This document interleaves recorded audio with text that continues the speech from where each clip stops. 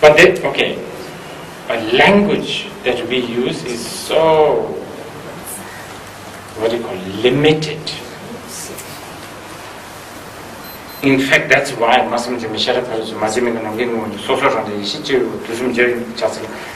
the ultimate truth cannot be spoken, listened to, thought about, contemplated. You cannot meditate. You cannot fathom the ultimate truth. And because our language is inadequate, this is why every time we talk about emptiness to you, most of us, we ended up thinking in the terms of negation. Negation. Like some kind of a nihilistic non-existence. And this is where, this is where things can really go wrong. And I was telling you, that's the way. If you have an ego as big as mountain, that's fine. But if you have a misunderstanding on emptiness and attachment to that, even as small as sesame seed, that's far worse. That's what Buddha said. But it's very difficult. It's really, really difficult. And I use one example. Sometimes it works, sometimes it doesn't work. Let me try this. And actually, it's not really. I didn't invent this. It's actually kind of. It's in the shastras, in the sutras, all the time. See, there's the emptiness aspect. The shunyata. Shunyata has the emptiness aspect. Nothing exists truly, but one should never ever forget that there's a clarity aspect too. Emptiness is not like a meshi or the chukambata, it's not like an exhaustion of fire or an evaporation of moisture. It is not a negation, it is not a nihilism. So there is the clarity and emptiness. And these two, when we talk, for instance, like when I'm talking to you, ideally I should have two mouths and simultaneously say the word emptiness and clarity. But because I don't have that kind of power or that kind of attitude, I say in order. And this again misleads people by either falling into the emptiness or falling into the clarity. By the way, this is not only a recent problem. This is a problem that existed a long time ago. In fact, so much so that it actually, it has generated even the lineage or the tradition. You can safely say that people who got carried away by the first sentence from the, form is emptiness, emptiness is form, form is not other than the emptiness, emptiness is not other than the form. You can kind of jokingly say that people who got carried away by the first stanza, not have enough patience and listen to the rest, so to speak, they became very popular in Nalanda and slowly went to Tibet. Really? This could be wrong. This is my thinking. Tibet, India, very popular, especially northern India and Tibet. And now I think in the West. People who kind of missed the first sentence, and got carried away by from emptiness is form. They got really excited, and somehow the lineage went to China and Japan. This is how I feel. And so the dispute, or not really dispute is not the right word. The style, I think, is the word. The style of the teaching has become different. Not only that, in fact, They even have their own, what do you call it?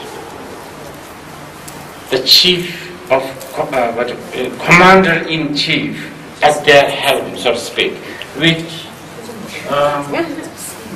Maitreya, emptiness is form, and Manjushri, form is emptiness.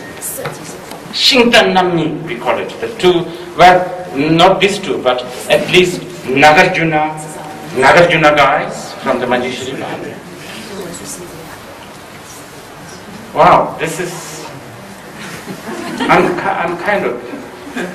just kind of surprised.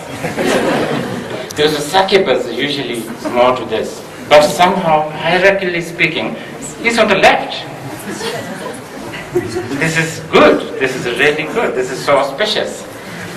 And Maitreya, Asanga, Vasubandhu, amazing great people, even in Tibet like Taranatha, all of these great people have come. And by the way, one thing, these two are amazing. They really complement each other so much. And this is the only way to deal with it. So, let's talk about the, I was telling you, I want to give you an analogy. Why is it so difficult to talk about emptiness and clarity? Why? Let me try this example. You are looking at a mirror, and then you see your face in there. Right? Now, is your face gone there? No. That face in that mirror is not your face. Well, I mean, physically. That's not there. It's, there's nothing behind. It's a flat thing. Your face is not there. Okay? Keep this in your head. Your face is not truly there, it's a reflection. Okay? But, why is it so difficult? Every time you look at the face, you look at the mirror, only your face comes. Not a banana or a lychees or something like that. You understand? Only your face comes. So, this makes us think, it has to be true. Because if it is not true, then sometimes your face, sometimes a banana, sometimes a paper, something like that. Everything will become chaotic. But that's not the case. And also it works, like if you need to put a lipstick, you don't have to do it on the lips of the mirror. You do it, use that as a reference, and use it on yourself. So this what do you call it, paradoxy, or actually I think quite a good word is matrix. This matrix of emptiness and clarity, this seemingly non-existent, is not there. Your face is still here, but the logic of only your face, not a banana, still works. This too.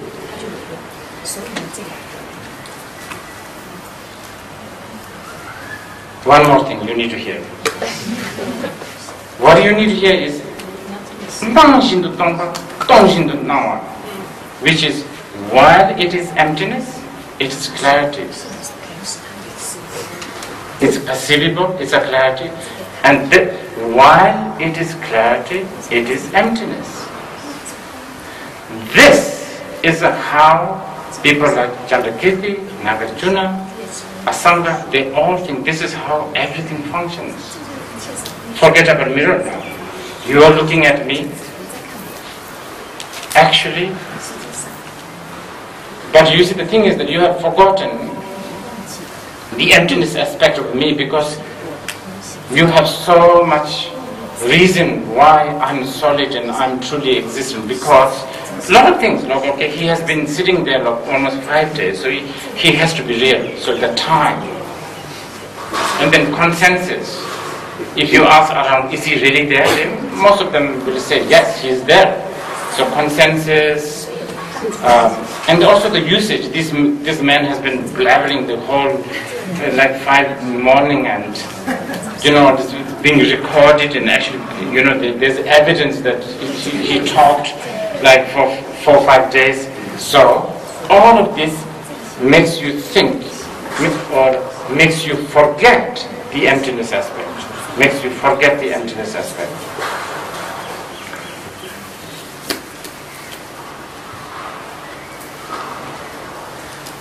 By the way, it also goes the other way. Many times, equally, we also forget the emptiness, the appearance aspect, clarity aspect, and that's when we become nihilist. That's when we become nihilist.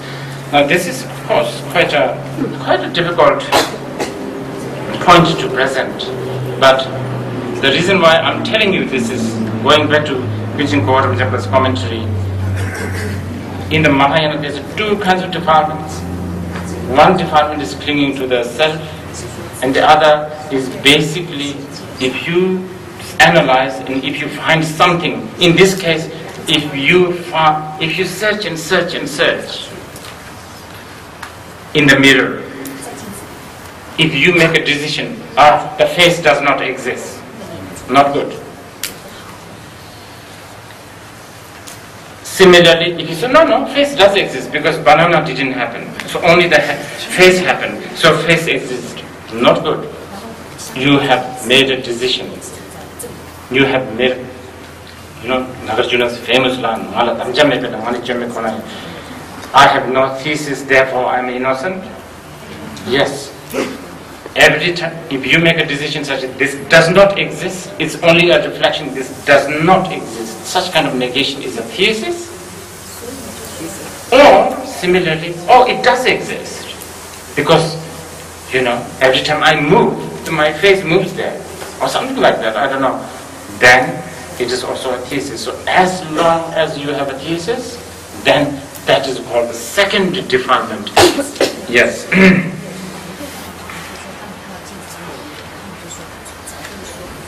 So, if you can dispel the first kind of, I should say, the path purifying, the first kind of defilement, the defilement of clinging to the self is what is Dadana Shena Changsemin. If you have attachment to yourself, you are not a bodhisattva. The second path, the path to dispel this kind of confusion of having a thesis, having a view to grasp at, then that is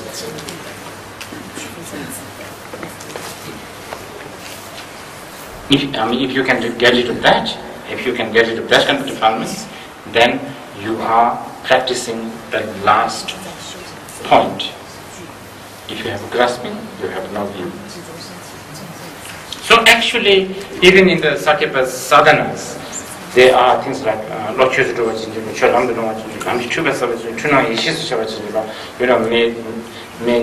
may the Buddhas and Bodhisattvas please bless me so that my mind will enter into the Dharma, which is basically aspirational prayers to accomplish the first point. Please make my Dharma practice successful. What does success mean? Success means that your Dharma practice does not lead you to the samsara, but to the nirvana, or in fact in the Mahayana, go beyond.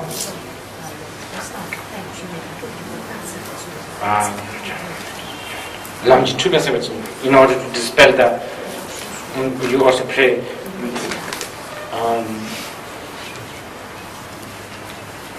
for purifying the confusion of the path. What is the confusion of the path? The root of the confusion of the path is basically clinging to the self. And then what? The fourth one, tunang hishis. Bless me so that all my confusion will arise as a wisdom. That is basically an aspiration or a practice based on the fourth point. Okay, I think enough of grinding everything into one and going up and down. Let's go back to, let's again try to go in order. So, Yang Deva Trubala, comes from the Shimba Pong, Korean Never Tamata, Tambo Dumage, the level some dish of total Palacensa, point given to Yasum Sonam, take honor to tell me. Those who wish to achieve enlightenment, for them it's crucial to abandon attachment to three kinds of tattoos or three kinds of grounds. We talked about that enough yesterday. In order to dispel this kind of confusion or attachment to samsara, what do you need? First, most important thing, you need to remember the downfall or the futility of the three existence. Futility of three existence. See, you are not supposed to. You are supposed to not want samsara. Right? You are supposed to not want samsara. In order to not want samsara, you have to really know the fault of the samsara. Therefore, if you know the fault, the futility of the samsara, then the revulsion towards the samsara is easy. So therefore, we need to generate the recognition. We need to recognize the fault of the samsara. Jesus Rinpoche so skillfully categorized all these infinite teachings into few words. Basically, wherever you go, within this samsara, there's always a suffering. Three kinds of suffering: suffering of change, and all pervasive suffering.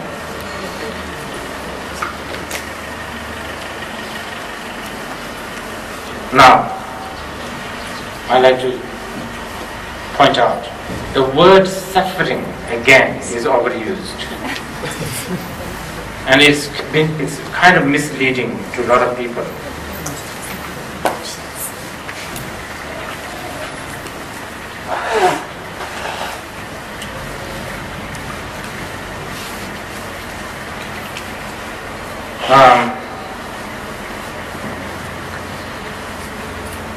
When I was teaching about 4 seals of Buddha Dharma, that all compounded things are impermanent,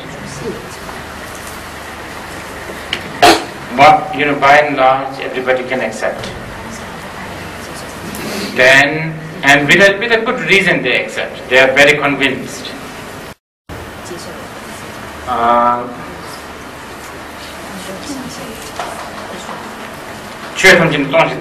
Also, if I say, when I was talking about all phenomena as emptiness, well, and also nirvana is beyond the extreme. Those two, they don't even bother not accepting, because most of the time, it's like it passes from the top. They don't want. But I have noticed the second line, all emotions are suffering. Oh my God, everyone passionately disagrees with me. Passionately. All emotions are,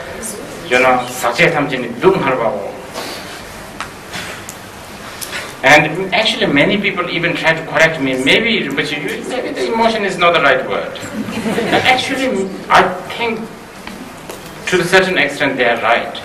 Emotion, sakche is not, maybe is the Tibetan word sakje is much bigger than the word emotion. But